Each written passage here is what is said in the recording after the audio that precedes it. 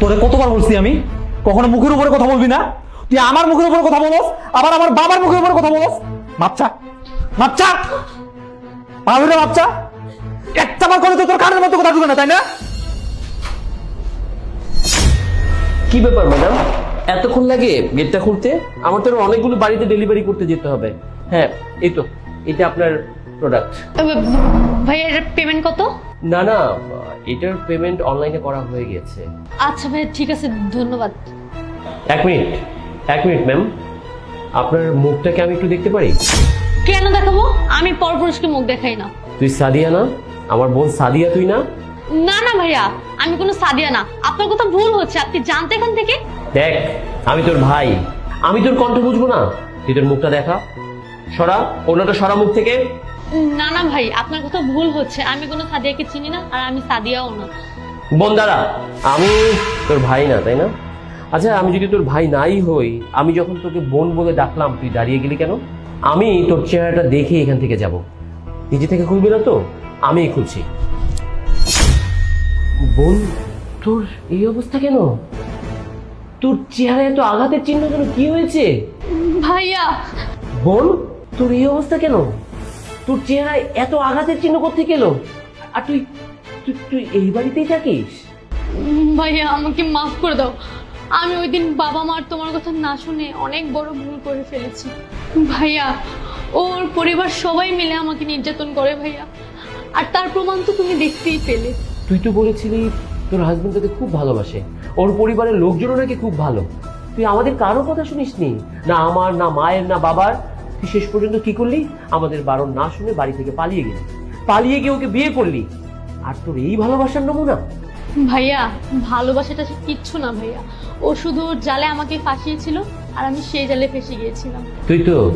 তুই তোর ভালোবাসায় অন্ধ হয়ে গিয়েছিলি। আমাদের কারো কোনো কথা শুনিসনি, পরিবারের কারো কথা চিন্তা করিসনি, বাড়ি থেকে চলে গেলি। আমরা আমরা কত বদনাম হয়েছি, মানুষের কত প্রশ্নের জবাব দিতে হয়েছে। বোন কোথায়, আমার বাবাকে শুনতে হয়েছে মেয়ে কোথায়। কত জায়গায় তোকে খুঁজেছি, কত জায়গায় খুঁজেছি। ভাইয়া আমার অনেক বড় ভুল হয়ে গেছে। দেখো না ভাইয়া, আমার জীবনটা পুরো এলোমেলো হয়ে গেছে। ও তোর সাথে এত কিছু করেছে, তোর সাথে এত অন্যায় করেছে, তুই আমাদের কেন জানাসনি? তুই সবকিছু কেন মেনে নিলি? কেন আমাদেরকে ইনফর্ম করলি না কোনো কিছু? ভাইয়া কি বলতাম তোমাকে, কি বলতাম বাবা মাকে? আমি যার জন্য সবকিছু ছেড়ে দিয়ে চলে আসলাম, আর সে আজকে আমার এই অবস্থা করলো। আর এরপরে আমি তোমাদের কাছে কিভাবে যেতাম ভাইয়া, তুমিই বলো। বাবা তোকে কত আদর করতো, তোর কোনো কিছুর অভাব রাখেনি। একটি বার তুই শুধু আমাদের কাছে যেতি, দেখতে আমরা তোর জন্য কি করি। এই বাবা তোকে না কত আদর করতো, তোর জন্য, তোর এই অবস্থার জন্য বাবা পুরো পৃথিবী সবার সাথে লড়াই করে যেত। আমরা তোর আপনজন রে। আর বাবা যদি তোকে এই অবস্থায় দেখে, তোর এই আঘাতের চিহ্ন, তোর শরীরের এই অবস্থা, বাবা তো কোনোভাবেই ওই ছেলেকে ছাড়বে না রে। ভাইয়া তুমি ঠিকই বলেছো, মা বাবা সব সময় সন্তানের ভালো চায়, কিন্তু আমরা সেটা বুঝি না।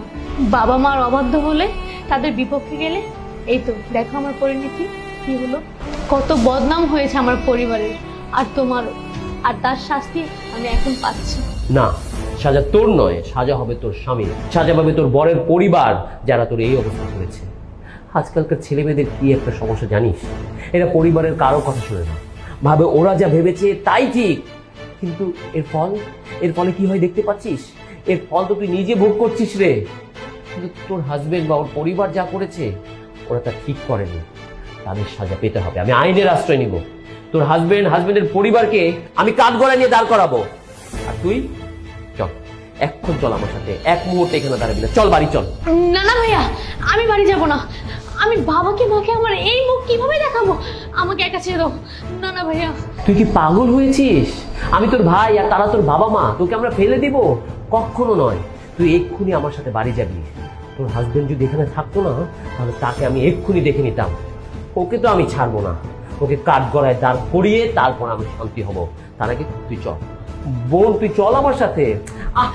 চল বাসায় চল, আয় আয়।